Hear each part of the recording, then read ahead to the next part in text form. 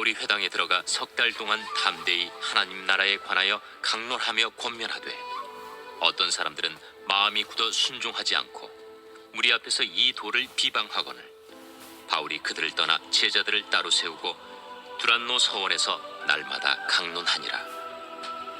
2해 동안 이같이 하니 아시아에 사는 자는 유대인이나 헬라인이나 다 주의 말씀을 듣더라. 하나님이 바울의 손으로 놀라운 능력을 행하게 하시니 심지어 사람들이 바울의 몸에서 손수건이나 앞치마를 가져다가 병든 사람에게 얹으면 그 병이 떠나고 악귀도 나가더라. 이에 돌아다니며 마술하는 어떤 유대인들이 시험삼아 악귀 들린 자들에게 주 예수의 이름을 불러 말하되 내가 바울이 전파하는 예수를 의지하여 너희에게 명하노라. 유대의 한 제사장 스게와의 일곱 아들도 이 일을 행하더니 악귀가 대답하여 내가 예수도 알고 바울도 알거니와 너희는 누구니? 악귀 들린 사람이 그들에게 뛰어올라 눌러 이기니 그들이 상하여 벗은 몸으로 그 집에서 도망하는지라. 에베소에 사는 유대인과 헬라인들이 다 이 일을 알고 두려워하며 주 예수의 이름을 높이고 믿은 사람들이 많이 와서 자복하여 행한 일을 알리며 또 마술을 행하던 많은 사람이 그 책을 모아 가지고 와서 모든 사람 앞에서 불사르니 그 책값을 계산한즉 은 5만이나 되더라. 이와 같이 주의 말씀이 힘이 있어 흥왕하여 세력을 얻으니라. 우리가 지금까지 새벽마다 고린도전서와 후서를 보았는데요. 이 고린도전서 후서는 바울이 에베소라는 도시에 있을 때에 고린도라는 지역에 있는 교회에 쓴 편지가 고린도전서 후서입니다. 오늘 우리가 읽은 이 본문의 배경은 무엇인가 하면 바울이 에베소에서 있으면서 저기 멀리 떨어진 고린도에 있는 고린도 교회에 편지를 주고 받을 때에 그 2년 한 3개월, 6개월 사이에 있었던 그런 일들이 오늘 본문에 이제 나오고 있는 일이죠. 제가 고린도전서 후서를 새벽마다 보면서 이 바울이 에베소에서 고린도전서 후서를 쓸 때의 그 상황이 어땠을까 이제 그게 궁금해지는 거예요. 그래서 오늘 본문을 이제 그 본문을 정해서 한번 보고자 하는 겁니다. 8절에 보면 바울이 회당에 들어가 석 달 동안 담대히 하나님 나라에 관하여 강론하며 권면했다라고 이야기하죠. 바울은 고린도전서 후서를 쓸 때 에베소에서 뭘 하고 있었습니까? 회당에 들어가서 전도를 하고 있었어요. 특별히 하나님의 말씀을 강론했다라고 합니다. 근데 이제 9절에 보면 어떤 사람들은 마음이 굳어서 순종하지 않고 무리 앞에서 이 도를 비방하는 사람들이 있었대요. 바울이 복음을 전하니까 정말 열심히 전했는데 근데 그 복음을 듣고 해당 안에 있던 유대인들이 복음을 받아들이지 않았던 것입니다. 거절했습니다.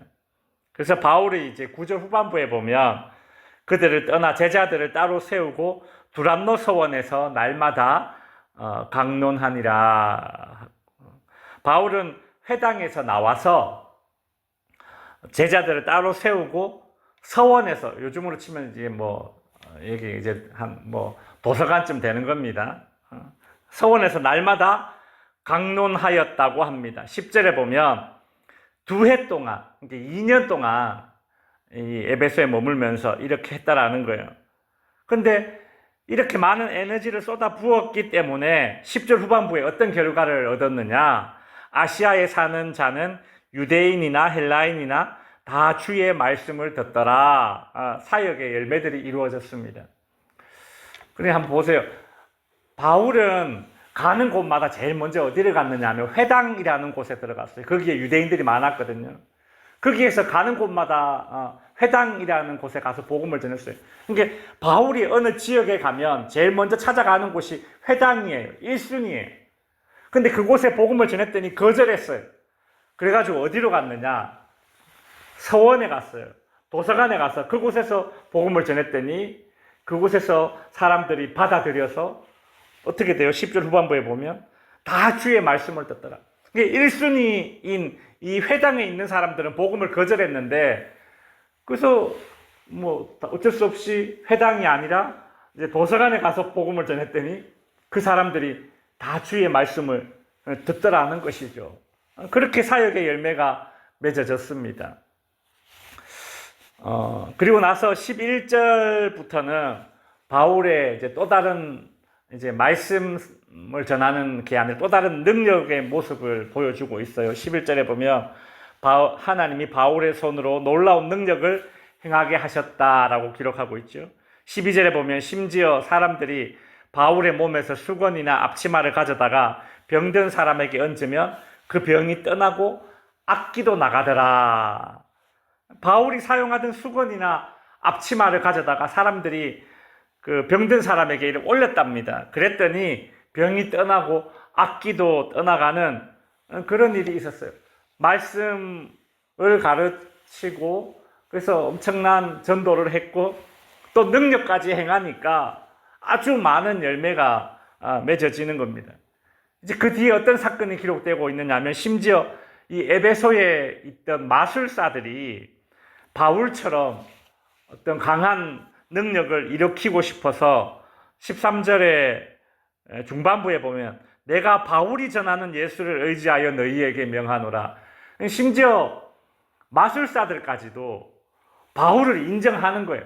야, 바울이 전하는 예수의 이름으로 명하노니, 뭐 이런 식으로 이제 마술을 일으켰다라는 겁니다. 그러면 사람들이 좋아하니까 따르니까 이렇게 한 거죠. 이제 유대 제사장의 아들들도 이것을 따라하면서 귀신을 내쫓으려고 했습니다. 그때에 그 귀신이 이렇게 말대답을 합니다. 15절에 보면 악기가 대답하여 이르되 내가 예수도 알고 바울도 알거니와 너는 누구냐 이런 거. 그러니까 바울 따라서 바울이 하는 흉내를 냈더니 귀신이 하는 말이 내가 예수도 알고 바울도 아는데 너는 누구냐 그렇게 이야기했다라는 거예요.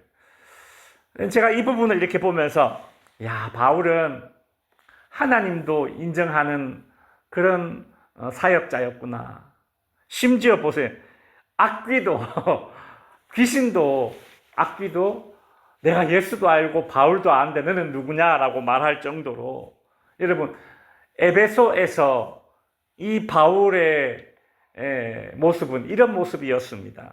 그래서 20절에 보면 이 에베소에서 사역하고 있던 바울을 이렇게 결론을 내리고 있어요. 이와 같이 주의 말씀이 힘이 있어 흥왕하여 세력을 얻으니라 라고 하고 있죠.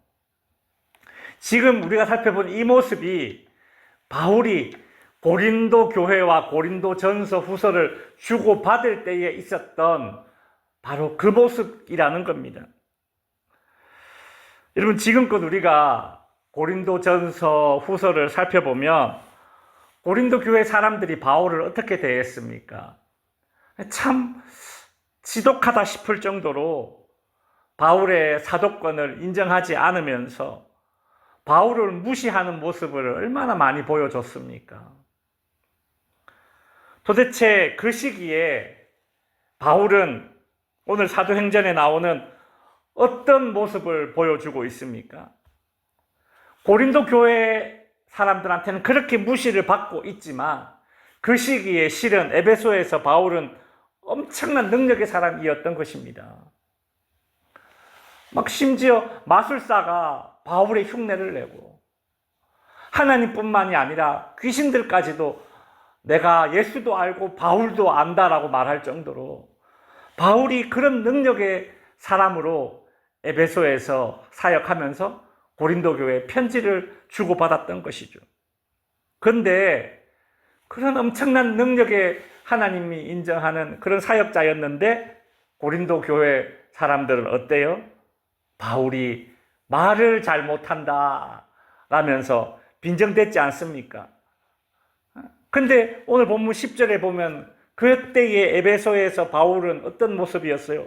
바울이 말씀 전할 때 10절에 보시면 아시아에 사는 유대인이나 헬라인이나 다 주의 말씀을 듣더라라고 하죠. 외국 사람들도 다 들어요. 알아듣는다라는 거예요. 헬라인이나 외국 사람 아닙니까? 다 알아들어요. 근데 고린도 교회 교인들은 아이 바울은 말을 잘 못해. 설교를 잘 못해. 이랬다라는 거죠. 그죠? 고린도 교회 교인들은 또 바울을 향해서 야 바울 능력이 없다. 바울 추천서가 없는데 바울 사도의 표징이 없다. 막 이런 말을 했지 않습니까? 근데 그 시간 에베소에서 어땠습니까? 12절에 보면 심지어 사람들이 바울의 몸에서 수건이나 앞치마를 가져다가 병든 사람에게 얹으면 그 병이 떠나고 악기도 나간다라고 말할 정도로 바울은 그 능력에 있는 능력의 사역자였던 모습 아닙니까? 여러분 고린도 교회 사람들이 바울을 알듯이 오늘 우리가 다른 사람을 안다라고 할 때에 그리 알 수 있겠구나. 제가 그 생각이 들었습니다. 사람에게 참 못된 심성이 있다면 그건 뭔가 하면 상대방을 평가절하하는 거예요. 근데 왜 상대방을 평가절하할까? 상대방을 평가절하하면서 쾌감을 느끼는 겁니다. 그게 어떤 쾌감이냐면 사람들이 착각을 하는 거예요. 상대방을 평가절하하면 자기 자신이 그에 비해서 더 우월해 보인다는 그런 착각을 해요. 자기의 우월감을 드러내기 위해서 상대방을 평가절하시키는 그런 못된 심성이 있는 그런 사람도 있더라고요. 제가 대통령 선거를 앞두고 선거 유세하는 모습을 보면서 그런 생각을 참 해봤습니다. 상대방을 평가절하해서 나의 우월함을 드러나겠다. 그냥 내가 잘하는 거 자랑하면 될 텐데 선거 유세할 때 자기 자랑한다고 뭐라 하겠습니까? 그죠? 근데 나의 잘하는 것을 이야기하는 것이 아니라 상대방의 못하는 것을 막 이야기해서 내가 더 우월해 보이겠다라는 그런 네거티브 전략이라고 하는데 그런 거예요. 이 고린도 교회의 모습이 바울을 향한 모습이 딱 그랬구나. 바울은 실제로 에베소에서 이런 능력이 있는 사역자였는데 고린도 교회 교인들은 바울을 향해서 얼마나 무시를 했든지 참 바울을 몰라도 너무 모르면서 아는 척하고 있었던 것이죠. 여러분 작금의 시대가 이런 시대입니다. 상대방을 있는 그대로의 모습으로만 바라봐줘도 잘하는 거예요. 그냥 있는 그대로만 봐줘도 참 복된 눈을 가지고 있구나. 그리 말해야 되는 시대를 우리가 살아가고 있습니다. 상대방의 어떤 그런 잘남을 평가절하하기보다 있는 그대로의 모습을 볼 수 있고 우리는 한 걸음 더 나아가서 행여 상대방의 어떤 좀 모자라는 모습을 보게 될 때에도 그래 이유가 있겠지 혹은 그 모습도 나름대로 괜찮네 라는 식으로 볼 수 있는 그런 우리의 눈이 예수 그리스도를 닮아가는 소위 이제 콩깍지가 씌이면 다 이뻐 보인다라는 말이 있잖아요. 예수 그리스도의 그 사랑의 콩깍지가 끼인 그런 눈을 가지고 살아갈 수 있는 저와 여러분이 될 수 있기를 바랍니다. 기도하겠습니다.